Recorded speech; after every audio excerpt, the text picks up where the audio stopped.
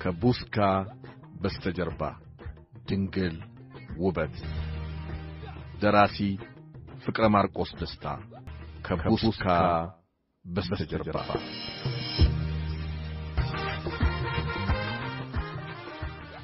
አንድ ወቅት ሐመሮች ግብር አንከፍልም ብለው አመጹ። ቢቻል በስምምነት ካልተቻለ በኃይል እንዲያስከብሩ አጼ ኃይለ ሥላሴ የሰለጠነ ወታደር ወደ ሐመር ይልካሉ። በዚያ ወቅት ሐመሮች ባላሰቡት ጊዜ ጥያቄውን በወታደር መልእክተኛ ይጠየቃሉ። ሆኖም ግን ፈቃደኛ ለመሆናቸውን በመግለጻቸው ውጊያ ተጀመረና የሐመሮች ሕይወት የሆነው የከስኬ ወንዝ ከሞላ ጎደል በወታደሮች ተያዘ። ሐመሮች በለመዱት ክልል ከቋጥኝ ቋጥኝ እየዘለሉ ኋላ ቀር በሆነው መሳሪያ ጠንክረው ቢዋጉም በመትረየስና በተሻለ መሳሪያ ስንቅ ይዞ የመጣውንና በከስኬ ወንዝ ላይ የአሸዋ ጉድባ ሰርቶ ጥይት የሚያዘንብባቸውን ኃይል መቋቋም ተሳናቸው። በዚህ መልክ ጥቂት ቀን እንደቆዩ በውሃ ጥምና ስንቅ ማጣት ሐመሮች እየተጠቁ የመላ ያለህ ሲባል ለአውሬ አደን የመጣ መንገደኛ በጦርነት ለነሱ በመርዳት ሲታኮስ ሰነበተ። እነሱ ልብ ያላሉትን እንግዳ ወታደሩ የመሸገበትን ሲያስተውል በወንዙ ጠርዝና ጠርዝ ባሉ ዛፎች ብዙ ቀፎዎች ተሰቅለው በማየቱ ኢላማውን እዚያ ላይ በማድረጉ ከቀፎው ተሸብረው የወጡት ንቦች ወታደሩን ጉድጓዱ ድረስ በመግባት ቁም ስቅሉን ስላሳዩት ከምሽጉ እየዘለለ ለመውጣት ተገደደ። ሐመሮች ከምሽጉ የሚወጣውን ወታደር ከላይ ከላይ የቀለቡ ሲያስቀሩ እንደቆዩ የሩምታ ተኩስ ቀልጦ በተኩሱ ሽፋን ወታደሮች በመሸሻቸው ከስኬ ወንዝን ማስመለስ ተቻለ። ግጭቱም ሳይደገም በርቅ አለቀ። ሐመሮች ያን ጸጉረ ልውጥ መንገደኛ ከሞት አትርፈውታል። እሱም በተራው ይከፍለዋል ብለው ከጠበቁት በላቀ ሁኔታ ውለታውን መለሰላቸው። ስለዚህ መንገደኛውን ከብት በመስጠት እንደ አባት የሚመርቀውን ሽማግሌ ዘመዶች የሆኑ ልጃገረዶች እንደሚጎርፉለትና ሚስት እንደሚያገባ እንደ አንድ የሐመር አባልም እንደሚቆጠር በመግለጽ ስለለመኑት መንገደኛው ትንሽ ካቅማማ በኋላ ሆዴ ባሰውና ተስፋ የቆረጠ ስለነበር ተስማማ። መንገደኛው አመጣጡ ከወደ መንዝ ነው። ለስሙ ዘሩ የባላባት ይሁን እንጂ እሱም ሆነ ቤተሰቦቹ የነጡ ድሆች ነበሩ። ስለዚህ ቋት ለማይሞላው ሕይወቱ ደፋ ቀና እያለ በእርሻ ቀንና ምሽት ሲባዝን ኖረ። ከልጅነቱ ጀምሮ ሰርቶ ከሚከበረው ገሎ የሚደነቀውና ከበሬታን የሚያገኘው ሲልቅ ሲያይ ኖሯል። ጀግና ተብሎ መከበሩና ወገኖቹንም ማስከበሩ ሕሊናውን እያሸፈተበትና ልቡን እያቆመበት መጣ። በተለይ ወደ ደቡብ ተጉዘው የአንበሳ፣ የጎሽ፣ የዝሆን ገዳይ እየተባሉ የሚመለሱትን በአካባቢው ያላቸውን ከበሬታ ሲመለከት አንዳንዴም ከብት ውሃ ለማጠጣት ወይም ልብሱን ለማጠብ ወደ ምንጭ ውሃ ወረድ ባለ ቁጥር የገዳይ ሚስት ተራ ሳትጠብቅ ገብታ ውሃ ቀድታ እንስሯን በመሸከም ቀሚሷን ሳብሳብ አድርጋ እያንጎራጎረች ሞንደል ሞንደል እያለች ስትሄድ ተራ ጠባቂ ሴቶች እሬዲ ያለኝ አንኮራታ ወይ ነዶ ይሄኛዎቹም ወንዶች ምድጃ ለምድጃ ሽሮ ቀጠነ ይላሉ። አይ ሱሪቴ ኧረ ወዲያ አይ ወይ ነዶ አይ አንሷ ሳናሽ ሙቁላ እያሉ ሲያማርሩ አንገቱን ደፍቶ ሲሰማ አንጀቱ እየተኮማተረ ልቡ የገበታ ውሃ የሆነ ቤቱም ቤት አልመስል እያለው ቆይ ከርሞ ከመንፈቅ ወዲያ ሄዳለሁ ሲል ኖሮ እንደሱ ልባቸው ከኮበለለው ጋር 9 ሆነው ስንቃቸውን ቋጥረው በድብቅ ጉዞ ጀመሩ ወደ ደቡብ ኢትዮጵያ። ከጉዞው 3 ዓመት በፊት መሆኑ ነው። ጥር ላይ ይሄው መንገደኛ ባጎቱ ልጅ ሰርግ ላይ ነጠላውን አጣጥፎ ሲያስተናግድ የደም ገንቦ የሆነች አይናፈር ወጣት ለዘፈን እንድትገባ ስትለመን ማስተናገዱን ትቶ ትኩር ብሎ ተመለከታት። ልጅቱ አንገቷን ሰበር አድርጋ ነጠላዋን ከትከሻዋ ወርዳ ወገቧ ላይ ስታደርግ እሱ ደግሞ አንገቱን ሰገግ አድርጎ እሷን ለማየት ተንጠራራ። ከበሮው ድል ድል ድል እያለ ሲመታና ጭብጨባው ቀልጦ እንዴነሽ ገዳዮ እንዴነሽ ገዳዮ ሲባል ወጣቷ እግሯንና እጇን በስልት እያንቀሳቀሰች ስታሸበሽብ ቆየችና አሆ ብሎ አቀንቃኙ ደርብ መታ ሲል ልጅቷ እንደ ባህር ቄጠማ ትውረገረግ ጀመር። ይህ መንገደኛ በልጅቷ ውበትና እንቅስቃሴ ተደንቆ በመፍዘዝ ሲመለከታት እንደቆየ አንዳች ነገር ልቡን ነሸጠውና ዘሎ ዘፈኑ ውስጥ ሲገባ ጭብጨባው ቀለጠ። ልጅቷም ልቧ ሞላ። ሁለቱም ገጠሙ። መንገደኛው እስክስታውን እየወረደ ያያታል። እሷ ግን አይኗን እያስለመለመች ትውረገረጋለች። እሱ ቀስ በቀስ እየፈዘዘ መጣ። መወዛወዙን አቆመና ባለበት ቆመ። ልጅቷ እስክስታ የገጠማትን ሰው ምት አይኗን ገልጣ ለማየት ስትሞክር ቆሟል። ትኩር ብላ ተመለከተችው። ከዘፈኑ ከወጡ በኋላ ያጎቱን ሰርግ ረሳ። ማስተናገዱንም ተወው። ልጅቷ በሄደችበት ሁሉ የሚከተል ያሳደገችው ውሻ ሆነ። ሲነካት ስትሸሸው፣ ሲቆነጥጣ ስታመናጭቀው ቆዩ። እሱ ግን በማመናጭቋ የሚበረግግ አልሆነም። ይባስ ብሎ ሌሎችን ጎረምሶች እየገላመጠ ሲከታተላት እንደቆየ ለሽንት ወጣ ስትል አብሮ ተከትሏት ወጣና ስትመለስ አድፍጦ ያዛት። ወዲያው ወደ ታዛው ይዟት ወደቀ። አንገራገረች። በኋላ ግን ከዚች ወጣት ጋር ግንኙነታቸው በስርቆሽ ቀጥሎ እንደሰነባበቱ ወላጆቿ ለሁለተኛ ባል ዳሯት። ሲፈልግ ሲያፈላልግ ከርሞ አንድ ቀን ድንገት ከቅዳሜ ገበያ ስትመለስ ተገናኙ። ያለፈውን ፍቅሯን ያውቃልና ገና ሲያያት ልቡ ሞላ። ናፍቆቷ ገረሸበት። ሰላምታ ከተለዋወጡ በኋላ እህሳ ሲላት አሁንማ የጀግና ሚስት ነኝ፣ የገዳይ ባለቤት ብላ በኩራት መንፈስ ፊት ነስታው ከሄደች ወዲህ እሱም ገዳይ መባል አለብኝ ብሎ ውሳኔውን አጠናከረ። ረጅሙን ጉዟቸውን የጀመሩት በእግር ሲሆን በመጀመሪያዎቹ የጉዞ ቀናት መንገዱ ተከፍቶላቸው ነበር። በኋላ ግን ቀስ በቀስ ጉዟቸው የኤሊ ሆነ። ውሃ ጥሙ፣ ረሃቡ፣ ድካሙ ጥንዝል ቢያደርጋቸውም በተለይም ወይጦና ተልተሌ በረሃ ላይ ሲጓዙ አቅጣጫቸውን በመሳት በአዙሪት ኃይል ወደ መጡበት ሲመለሱ ከቆዩ በኋላ በአጋጣሚ በቅሎ ከጫኑ መንገደኞች ጋር ተገናኙ። የአጋጣሚ ጉዳይ ሆኖ የሚሄዱበት አካባቢም አንድ በመሆኑ አንድ ላይ መጓዝ ጀመሩ። ነጋዴዎች አቅጣጫ እንዳይጠፋባቸው በመኝታ ጊዜ እግራቸውን ወደ መጡበት ራሳቸውን ወደ ሄዱበት አቅጣጫ ከማድረጋቸው ሌላ አቅጣጫቸውንም ለማወቅ ባላ እየተከሉ ምልክት በማድረግ ከብዙ ውጣ ውረድ በኋላ ባኮ ከተባለው ከተማ በሶስተኛ ወራቸው ደረሱ። ባኮ ከደረሱ በኋላ ለአውሬ አደን መምጣታቸውን በመግለጽ ከባህላዊ አሳዳኞች ጋር ተገናኙ።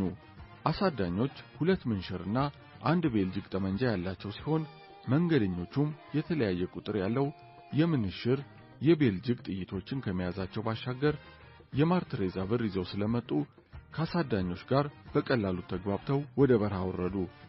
ምንም እንኳን ከማጎ ወንዝ ሲርቁ በውሃ ጦት ቢቸገሩም አውሬ እያደኑ ጥብሱንም ጥሬውንም ቋንጣውንም አልፎ አልፎም በሶውንም እየተመገቡ ችግሩን እየተቋቋሙት ቆዩ። በመጨረሻም ባመጡት ጥይትና በተወሶ መሳሪያ እንደድላቸው ጎሽም አንበሳም አውራሪስም በመግደል ተጠባብቀው ለሁለት ወር ከሳምንት በረሃ ቆዩ።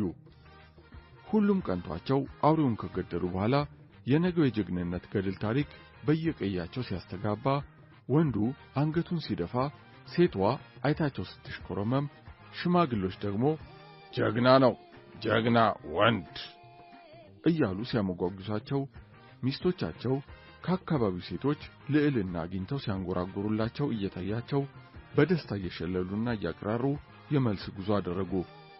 ከዚያም ከአሳዳኞች ጋር የመለያ ግብዣ አልጋ ከተባለው መንደር አቅራቢያ አደረጉ። በመጨረሻም መንገደኞች ከያዙት ጥይትና ማርትሬዛ ብር ከውላቸው በተጨማሪ ለአሳዳኞች ሸልመው ተቃቅፈው በመሳሳም ተመራርቀው ተለያዩ። አሳዳኞች ግን የባኮና አቀበት ጉዞ እንደተያዙት የጠጡት መጠጥ ለአደን የመጡት ሰዎች የያዙትን ጥይትና ብር እንዲያስታውሱና እንዲጎመዡ አደረጋቸው። መንገደኞቹ ከአልጋ መንደር ያስመጡትን የአበሻ አረቄ እየጠጡ ሲያቀራሩ ቆይተው በያሉበት በመጠጥ ኃይል ተዳክመው ሲተኙ ሁለቱ አሳዳኞች ተኩስ ከፍተው 8ቱን ገደሏቸው። አንዱ ግን እንደ ነብር አጓርቶ አንዱን አሳዳኝ ከነጠመንጃው በማነቅ ከመሬት ደባልቆ ጥይቱን በጆሮ ግንዱ ለቀቀበት። ከዚያም ከሁለተኛው ጋር እየተታኮሰ አባረረው። ይሁን እንጂ ከትንሽ ጊዜ በፊት አብረውት የነበሩት ሁሉ አልቀው በዘጠኝ አስክሬን መከበቡን ሲያውቅ ፍርሃት አናወጠው። ሰማይ ምድሩ ዞረበት። እየየም ሲዳላ ነውና እንባው ነጠፈ። ተስፋው ጨለመ። ጀግንነቱን ረሳ። የቀረው አማራጭ ምን እንደሆነ አያውቅም። ሞት መሃል ቢሆንም እሱም ከእንግዲህ ሞት ነው። ስለዚህ ዝም ብሎ ወደ ጫካው ሸሸ። ብርሃን ወደ አላየው ጨለማ ገባ። ብቸኛው መንገደኛ የት እንደሚሄድ ቀርቶ የት እንዳለ እንኳን አያውቅም። ብቻ መጓዝ ሆነ። ወደ መንዝስ ከእንግዲህ በምን አባቴ እሄዳለሁ? እንዴትስ ብዬ የዘመዶቼን አይና ያለው? ምንስ ዋጣቸው ላለሁ? ኧረ እኔንም ጅቡ ይብላኝ፣ ካለ ምስክር የቀረው ከንቱ ነኝ እያለ አቅሙ እስከቻለ ተጓዘ። መንገደኛው በመጨረሻ ሲደክመው አይሞኝነቴ፣ አሁን እንዲህ መልፋቴ ማን እንዲገለኝ ፈልጌ ይሆን? አውሬው በላኝ፣ ረሃብ ገደለኝ፣ ሰው ገደለኝ፣ ላልተርፍ ነገር ምን አስፈራኝ? እንደው እኮ ይገርማል። ያለሁበትንና የሚሄድበትን አላውቅ እና መሞቴን ረስቼ ለመኖር ምን አቃዠኝ? ያሻው ይገላግለኝ ብሎ መተኛቱን ያስታውሳል። ሲነቃ ግን ጥቋቁር ጠብደሎች ከበውታል። መሳሪያ አንግበዋል። ጦር፣ ጩቤ፣ መጥረቢያ የያዙም ይታዩታል። አማትቦ መልሶ አይኑን ከደነ። ሰዎቹ ግን ጠቆም ጠቆም እያደረጉ እንዲነሳ አደረጉት። ሁሉንም በየተራያቸው። እንኳን የሚያውቀው ሰው ሊኖር የሚሉትም አልገባውም። በሐሳቡ እንግዲህ መሞቴ ላይ ቀር በምን እንግደልህ? በመሳሪያ ነው በጦር እያሉ እስኪጠይቁኝ ነው የምጠብቀው? ስታገላቸው ሞታለሁ ብሎ ግብ ግብ ገጠመ። ትንሽ ታግሎ ቢያስቸግራቸውም ከመሬት ደባልቀው ጉሮሮው ላይ መሳሪያ ደገኑበት። መንገደኛው ለካ የመጨረሻ ዕድሌ በጥይት መሞት ኖሯል ብሎ አይኖቹን ጨፈነ። ሐመሮች መሳሪያና ጥይት ከምንም ነገር በላይ ይወዳሉ። ተኳሾችም ናቸው። በማንም ላይ ግን ቃታ በድንገት አይስቡም። የሚገድሉትን ሰው ማንነት ለይተው ማረጋገጥ አለባቸው። የሚገድሉት ቢታው እንዲገድሉ የፈቀደላቸውን ብቻ ነው። ቢታ ማለት ጥንት የነበረ ሲሆን ሲወለድ በቀኝ ብብቱ እበት ይዞ የተወለደና ቦርጆ ብለው ከሚጠሩት አምላክ ጋር ማህበረሰቡን የሚያገናኝ ቅዱስ ሰው ነው ብለው ስለሚያምኑ ቢታው ካወጣላቸው ደንብ ዝንፍ ሳይሉ ለዓመታት የኖሩ ናቸው። እንግዳው የሙርሲ የማሌ ማህበረሰብ አባል ቢሆን ኖሮ ቢታው እንዲገድሉ የፈቀደላቸው ስለሆነ ይገድሉት ነበር። እንግዳው ግን የተለየ ነው። ስለዚህ ሳይገድሉት ቀሩ። እንዲያውም የደከመ ሰውነቱን የከብት ደምና ወተት በማጠጣትና ፍየልና በግ በማረድ ያን እየሰበቁ መረቁን እንዲጠጣና ስጋውንም እንዲበላ በማድረጋቸው በአጭር ጊዜ ውስጥ እንዲያገግም አደረጉት። ከዚህ በኋላ ግን ሐመሮች ከመንግስት ወታደሮች ጋር ባደረጉት ጦርነት ለነሱ አብሮ ተዋጋ። መዋጋትም ብቻ ሳይሆን በሱ ስልት ከእልቂት አዳናቸው። ለዚህ ለፈጸመውም ትብብር ከብት ዘሎ ልጃገረዶች ተገርፈውለት ሚስት አገባ። የዚህ እንግዳ ሰው ስም አንተነህ ይመር ይባል እንጂ ከብት ሲዘል መጀመሪያ እግሩ የረገጠባት ትንሿን ጥጃ ቀለሟን በማየት ጋልታምቤ ተባለ። ጋልታምቤ የሐመር ማህበረሰብ አባል ከሆነችው ሚስቱ አንዲት ሴት ልጅ ወልዶ ቋንቋውን፣ አለባበሱን፣ አመጋገቡን ተለማምዶ ደስ ብሎት የሚኖር ሰው ሆነ። ጋልታምቤ 20 ዓመት ሙሉ ሐመር ውስጥ ሲኖር የተቸገረበት የተለየበት አንዳችም ሁኔታ የለም። ከቋንቋው ልዩነት በስተቀር ይህ ነው የሚባል የጎሳ ልዩነት እሱ ከሚያውቀው የተለየ የለም። በሐመር ማህበረሰብ ችግርን በሽማግሎች ምክክርና በማህበረሰቡ ነፃ ውይይት መፍታት እንጂ ችግርን በተናጠልና በኃይል መፍታት በነዋሪዎች ሁሉ የተወገዘ ነው። ተመካክሮ፣ ተከባብሮ፣ ተፈቃቅሮ ደካማና ጠንካራው ካለ ስጋት የሚኖርበት ማህበረሰብ በመሆኑ እንግዳው ጋልታምቤ እንኳን እሱ ለልጅ ልጆቹም ከዚያ የተሻለ ዓለም አይመርጥላቸውም። የሐመር እጽዋት ለምልመው ንቦች ከአበባ ወደ አበባ እየተዘዋወሩና እየዘመሩ ሲቀስሙ፣ ከብቶች ጨሌ ሳራቸውን እያመነዠጉ ሲያገሱ፣ እምቦሶች ቃጭላቸውን እያቅጨለጨሉ ሲቦርቁ፣ ልጃገረዶችም ማሳውን እያረሱ ሲያዜሙ፣ ልጆች ራቁታቸውን ሆነው በቀስት ጫካ ለጫካ ተሪ ለመግደል ሲሯሯጡ በሚውሉበት፣ ጎረምሶች ሹልሹላ ሹርባ ጸጉራቸውን እየተሰሩ አኖ በተባለው አፈር ሰውነታቸውን በማሽጎርጎር ለማታው ጭፈራና ድሪያ ሲዘጋጁ፣ የብልታቸውን ጸጉር እየተላጩ በመኸር ጊዜ የሚዘፍኑትን ዘፈን ሲያዜሙ በሚውሉበትና ሐመር የክቱን የተፈጥሮ ሕይወት ለብሳ ነዋሪዎቿን በምታስፈነጥዝበት ወቅት ድንገተኛ ሁኔታ ታየ። ካርለት አልፈርድ ሰቀላ ቤት አሰርታ መኖር ከጀመረች 9 ወር አለፋት። ከሷ በስተግራ ከ20 ሜትር ላይ የከሎ ክብ ጎጆ አለ። በግቢያቸው የዱር ፍሬ፣ ቦዬ፣ ጉደሬ በቅሏል። ከነሱ ግቢ ራቅ ብሎ አለፍ አለፍ በማለት የሐመሮች መኖሪያ ይታያል። ካርለት ቤቷ ሆና ፀሐይ ስትወጣ ከፊት ለፊት ስትገባ ደግሞ ከበስተኋላ ሆና ልታያት ትችላለች። በእርግጥ በፖስት ካርድ ፀሐይ ስትወጣና ስትገባ አስደናቂ ፎቶዎችን ተመልክታለች። ሕይወት ያላት የሐመሯ ፀሐይ ግን ምሽት ላይ በተለያዩ ቀለማት ተውባ እንደ ዕንቁ ያንጸባረቀች አካባቢውን ቀይ፣ ቢጫ፣ ሐምራዊ ድብልቅልቅ ቀለማትን ስትለዋወጥ ስታያት በሕይወቷ ካየችው ውብ ነገር ይልቅ በሐሳቧ የቀረጸችው የገነት ውበት ይታያታል። ታዲያ በጣም ተመስጣ የአካባቢውን ውበት ስትመለከት ውበትን በትክክል ለማስቀመጥ መጨመር የሚያስፈልገውንም ጨምራ ለመርካት ከአንትሮፖሎጂስትነቷ ይልቅ ባለቅኔ ወይንም ሰዓሊ መሆን ያምራታል። ካርለት ያጣችው ነገር የለም አይባልም። የዋና ቦታ አላገኘችም። ኑሮዋም ዘመናዊ አይደለም። ያም ሆኖ ግን በሚያውዳት የተፈጥሮ መዓዛ፣ በስሜት በሚውረገረገው የምሽት ጭፈራ፣ ባየችውና በቀረበችው ቁጥር ጥልቅ እሳቤን የሚጠይቃት የተፈጥሮ ምስጢር፣ በንጹህ ሕሊና የምታነባቸው መጽሐፍት የደስታ ሚዛኗን ይጠብቁላታል። አሸጋግራ የምታየው የሐመር ሰንሰለታማ ተራራ፣ መሸት ሲል ከየዋሉበት ብቅ ብቅ የሚሉት ሰዎችና እንስሳት፣ ስታንቀላፋ የዋለችው መንደር ሞቅ ሞቅ ደመቅ ደመቅ ስትል ሁሉም ከፀሐይ ውበት ጋር ውህደት ቅንብር ሲፈጥሩ ስሜቷ ይረካል።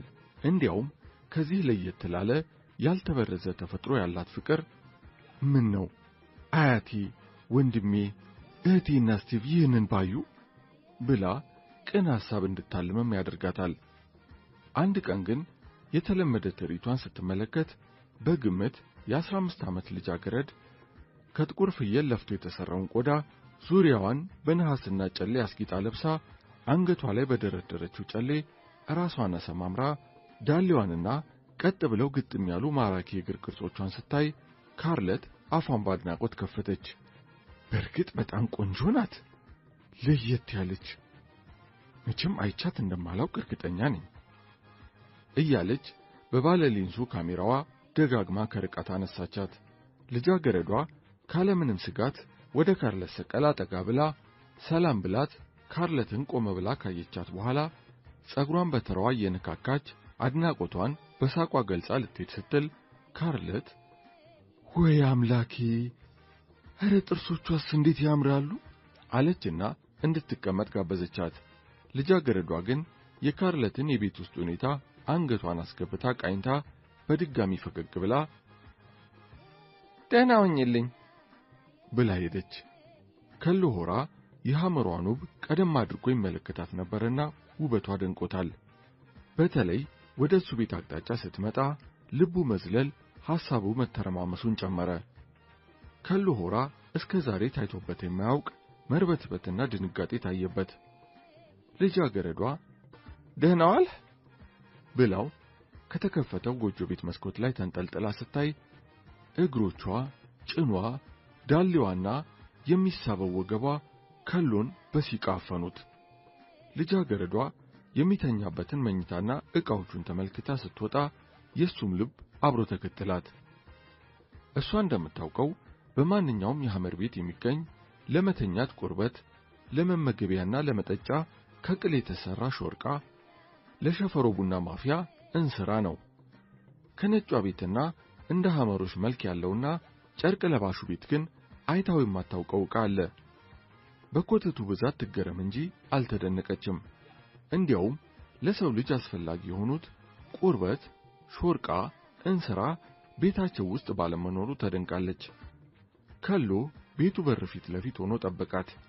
በሐመር ባህል ደንብ ልጃገረድ ክቡር ናት። ካለ ፍላጎቷና ሳያግባባ መታገል የውርደት ውርደት ነውር ነው። ልጃገረድ እንደሚሰበር ዕቃ የሚጠነቀቁላት፣ እንደ ሕፃን ልጅ ፍላጎቷን የሚያከብሩላት መሆን ይገባል። ልጃገረድ የምትፈልገውን ወንድ ቀጠሮ ትሰጠዋለች። ያውም ከተመቻት ነው። ካለበለዚያ ካለሷ ትብብር አፈቀርኩ፣ ወደድኩ፣ በዚህ ወጥቶ በዚያ ወርዶ ምን ሲባል ያን አይተሽ እያሉ መሟዘዝ በባህሉ አይታወቅም። በሐመር ማህበረሰብ ልጃገረድ ቀሳሚ ንብ፣ ወንዶች አበባ ናቸው። ባል ካገባች በኋላ ግን ሴት የባል ዕቃና ንብረት ናት። ስለዚህ ልጃገረዷ ካለፍላጎቷ የሚደርስባት ችግር እንደሌለ ስለምታውቅ ከሎን አልፈራችውም። ከሎ ሆራ ግን ድንገት እጅ ወደ ላይ እንደተባለ ሰው ደንዝዟል። ካርለት የሁለቱን ሁኔታ በርቀት በጉጉት ትመለከታለች። ልጃገረዷ ሰላምታ አቅርባለት መንገዷን ስትቀጥል ከሎ በባህሉ ኮራ ብሎ መታየት ሲገባው ተርበተበተ። ሰንበት ብሎ ሲያስበው ራሱን ቢታዘብም በሕይወቱ በጣም አደገኛ ወጥመድ ላይ የወደቀበት ጊዜ ያ መሆኑን ራሱ ለራሱ አመነ። ልጃገረዷ ግን ዳግመኛ ወደ መንደሩ አልተመለሰችም። ሆኖም ከሎ ከየትኛው መንደር ይሆን የመጣችው? እጮኛ አላት ይሆን እያለ በሐሳቡ መዋለሉ አልቀረም። የሐመር ወንዶች ቢያፈቅሩም ፍቅራቸውን በግልጽ ማሳየት ነውር ነው። ቢሆንም ልጃገረድን መዳራት ነውርነት የለውም ብሎ ከሎ የነገራትን ካርለት አስታወሰች። ከሎ ሲቆዝምና ሐሳብ ሲያበዛ ካርለት በፍቅር ሰመመን መዋጡን በመረዳቷ እንደው ከሎ ያችን ልጃገረድ እውን አፍቅሮ ይሆን? ፍቅሩንስ በምን ይገልጽላት ይሆን?